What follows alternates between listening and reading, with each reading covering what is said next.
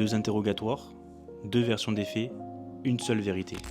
Aujourd'hui, je vais vous parler d'un livre que j'ai reçu en service presse des éditions du Gros Caillou, je les remercie encore. Je vais vous parler de Ne reste que la nuit de Rose Mallet. Un premier pas dans l'univers de l'autrice, clairement c'est un vrai page turner, je l'ai mangé. Pour ce qui est de l'histoire, tout commence dans une salle d'interrogatoire, la salle 201, celle qui est réservée aux victimes ou aux témoins. Le commandant Serge y auditionne Lila, une jeune femme au passé nébuleux. Bon alors clairement il y a très peu d'éléments au départ, il y a beaucoup de flou et de zones d'ombre. On est comme Serge au final, on essaie d'avancer à tâtons, on doute, on analyse, on observe, on écoute. Et juste à côté, la salle 202 qui est beaucoup moins chaleureuse et accueillante et qui est en général réservée aux interrogatoires beaucoup plus musclés. C'est là qu'attend un autre protagoniste qui va donner une autre version des faits et qui va venir tout bousculer.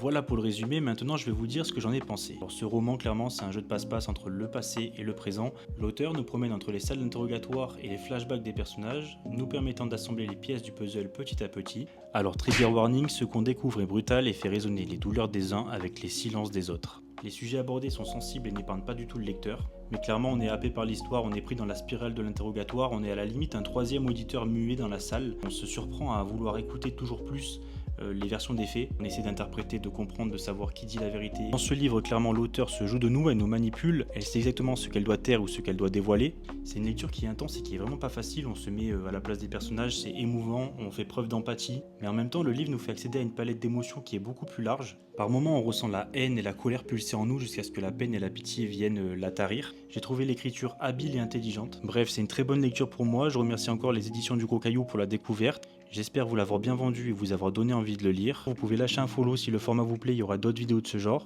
Et comme toujours, merci pour le temps accordé. A plus.